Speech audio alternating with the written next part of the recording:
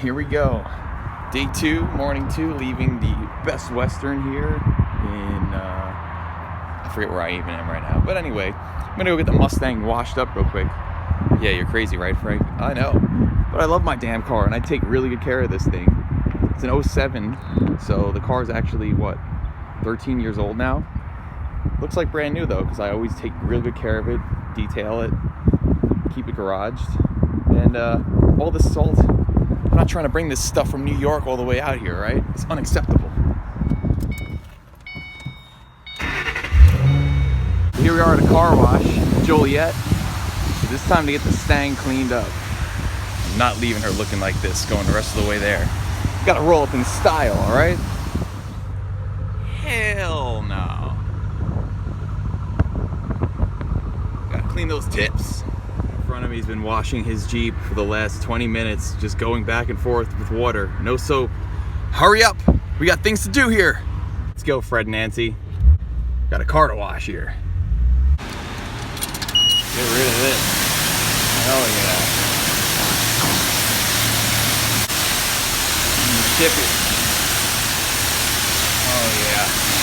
Get it cleaned up. Just like a really big paint gun. Just passing over. Hell yeah. Oh yeah, look at that overlap.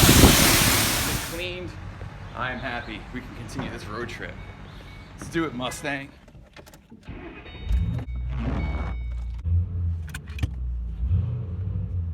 Just occurred to me that I'm about to drive through Iowa, and my friend Kevin Brown from Junkyard Digs lives there, so I'm gonna go stop by and meet him for the first time, actually in person. We've got to know each other over Instagram and YouTube for the last year or so. We'll go see him in a minute here. Through Illinois, a whole bunch of country.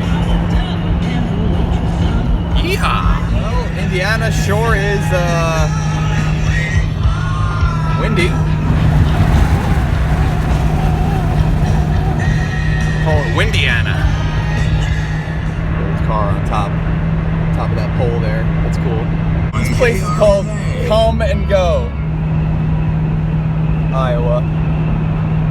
Route 80. Just cruising along. Not bad. From Iowa, I'm sure this is nothing for you, but I have never seen or heard of such a place in my life, so I am most certainly going to be coming hard in the Come and Go.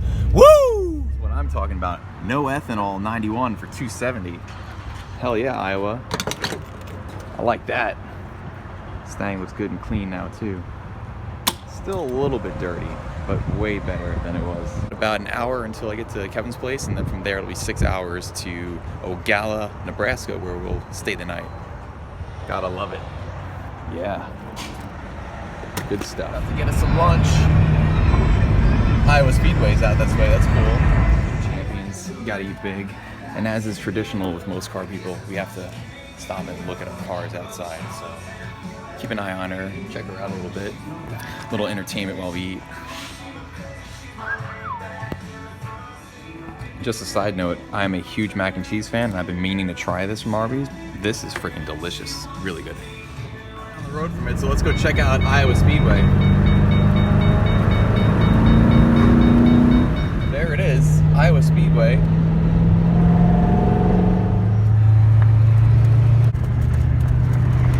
It's pretty cool.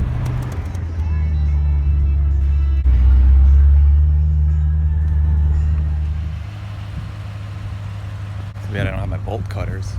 Open this gate up and do a couple hot laps. Damn. Here we are in front of Iowa Speedway. Pretty cool place. Rusty walls, tribute, big old stone right there, and yeah, any little piece of racing and NASCAR history like this, I certainly love to check out. So road trips, you always got to stop along the way if you can and see cool stuff like this. Cornfields, just like Kevin was telling me out there.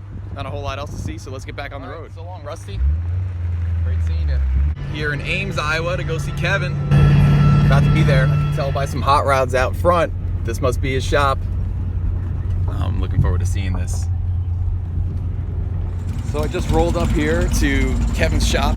Just taking a look inside and drooling because he has got some cool stuff going on. They're currently working on this Le Mans.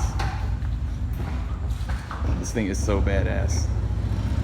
My favorite part is definitely the license plate wheel well back there. Got himself a beautiful new 9-inch to go in.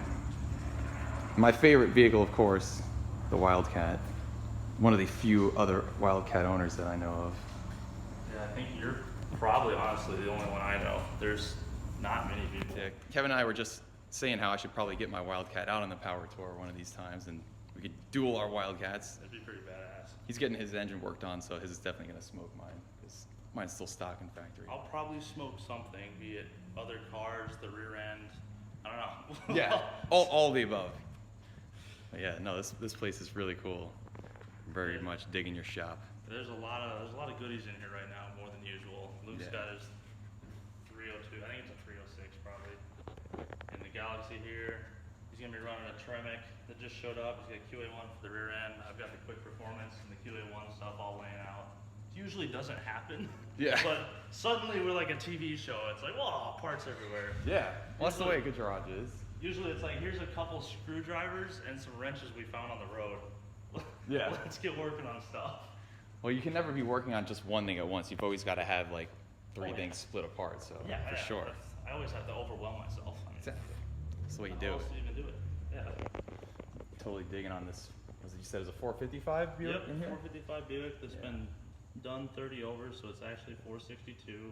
Nice. We picked up the whole drive line for $750. I didn't even know it was rebuilt. I just went to set, top dead center one day with a bore scope and was like, that's nice. That says 030 on the piston top. That electric fan is freaking awesome. I just noticed that. This isn't permanent. Okay. I will mention that. That's just so that we can do a break-in the other day. Hell yeah. Man, this is cool. Yeah, man. Thanks for letting me check all this out. Yeah, no problem. Just leaving the shop, hanging out with Kevin and Luke there was awesome. Two awesome dudes. Nice to meet them in person finally. And the road trip continues. So here we go off to Ogalla, Nebraska. Probably saying that wrong, but let's do it. Another pretty sunset here. Heading out of Iowa.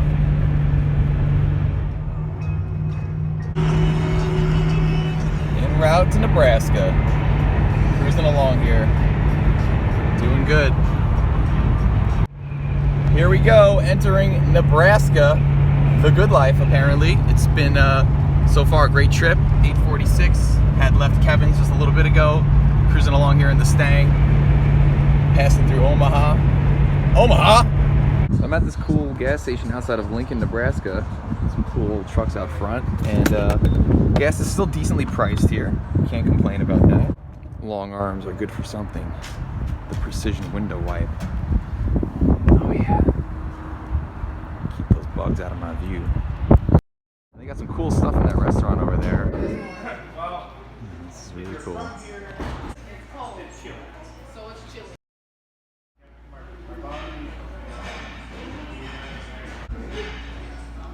I love coming across random stuff like this along the way. How cool is that? Some shoemaking tools. Nice. 1920 Douglas. This is probably one of the coolest gas station rest stops I've ever gone to, I gotta say. Big ceiling in here. Cool. Utah. Yeah, here we come. Nice. What do you think? Maybe we put a set of these on Big Bob? Check out these cool grease guns. That's cool. Well, that was a cool little stop off here. Time to get back on the road.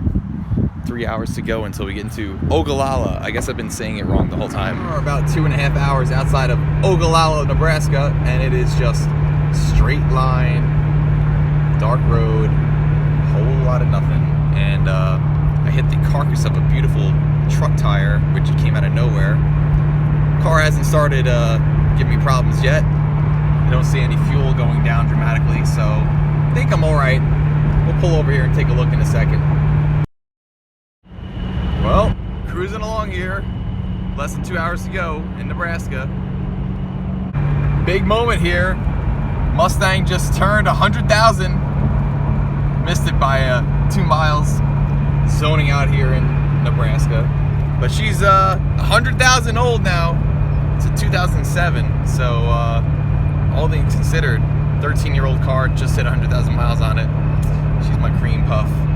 Good girl, Mustang. Another fun road trip stat I reset when I started is miles per gallon. Not bad at all, 21.2, considering this is a V8 hot rod heading down the road with probably 600 to 700 pounds worth of crap in it, plus me.